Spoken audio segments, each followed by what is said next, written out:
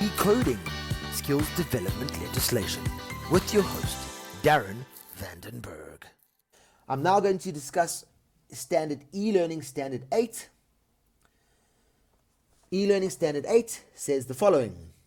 Assessment and evaluation are essential features of the teaching learning process that are properly managed and reflect institutional and national standards.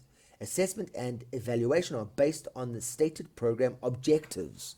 Right, let's see what this says. This standard relates to Standard 7 and requires STPs engaging in e-assessment to ensure that the e-assessment authentically meets the objectives of the program. Simply, this means that if a learner must demonstrate their ability to build a product or perform a task, the only valid way to assess such skills is to the assessor to watch the learner performing the task. A theoretical understanding of making a boiler or wiring a fuse box by itself does not constitute competence in occupational qualifications. Due to these constraints, e-assessment may be useful for formative assessments on the OQSF space, but final summative determination of competence as represented by the ACER is not yet amenable to e-assessment. Now, this is yes and no. So this is so important.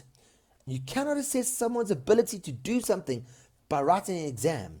The ACEs should be observation driven. They should be driven by you physically doing the task. That's a video assessment. That is somebody whacking up a video, a mobile phone, a tablet, using CCTV cameras, and you recording, you doing the work. That is a video. That there is the best type of evidence that you can have towards proving A, it's you, so it's authentic. B, you did it in the right time frame, so it's sufficient and authentic. C, you're doing the task against the outcomes, the checklist that you have received. Now the problem is, unless you're using a technology like P4P, that checklist is not accessible to you very easily for those assessments. So you have to have a paper base with you, you have to find it. If you're using technology, the very assessment tool that you're using to video, you could have your assessment criteria right there while you demonstrate the skill. This requires you to review your assessment policy and assessment processes again. It requires you to re-look at how you are assessing competence on your learning program. This is a very important point. Describe, explain, tell are knowledge-based assessments. Demonstrate, build, create are not. Those are skills-based competencies.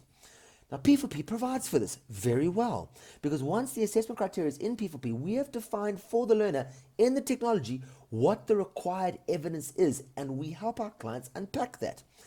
We require 3 photographs of you with your name badge over here in your. This we require a video of you climbing into a small hole to show you're not claustrophobic. This is a video that we require of you serving a customer against the 9 standards of the company's service manual, etc., etc. This is why P4P was created, for the authenticity for e-assessment. Your assessor can now access the full video, 10, 15, 20 minutes, 1 hour, 2 hour, 5 hour, if necessary, of you doing this performed skill. Your assessor can watch it over and over and over and over if they have to, and they can assess you accordingly. You get immediate feedback at which part of the assessment the assessor is rating you, and you can go make changes if you need. One of the very, very important changes that are required here, as soon as you're using video and imagery and stuff like that, or GIFs for assessment, you need to upskill your learners on how to do self-assessments and tell the assessor, this is happening at 1 minute 43 of the video. This is what's happening. This is where I'm doing the following skills, so that your assessor is not left to wonder. They can actually track you through the process. We've had some really good successes with QCTO and with Facet, where the learners have demonstrated the skills. When we work with call centers, this call will be recorded for quality purposes. That's being used now by the learner to demonstrate call center skills. It's the most epic piece of evidence, because you've got your learner's voice, you can check it's their voice, you can check it's them. With QCTO, we did waiters and bartenders. They were actually live at the workplace being videoed. In some cases, the waiters were not allowed to video their customers, so at tea breaks, they set up the other waiters around tables, and they served their waiters with trays and drinks, and they did the whole thing was amazing. And then we were able to bypass often the written exam because the alignment matrix could show that if the learner did the following things, they would answer question A, question B, question C, question D, and the learners were able then to demonstrate the skill. So this is very important point. Point 8 is all about your assessment and evaluation, the live assessor, assessing a live applied skill. The technology like P4P enables this because the Moodles of the world, they're not built for this part of the assessment process. They're built for the knowledge part of the process, which enables you to check if the learner has learned anything.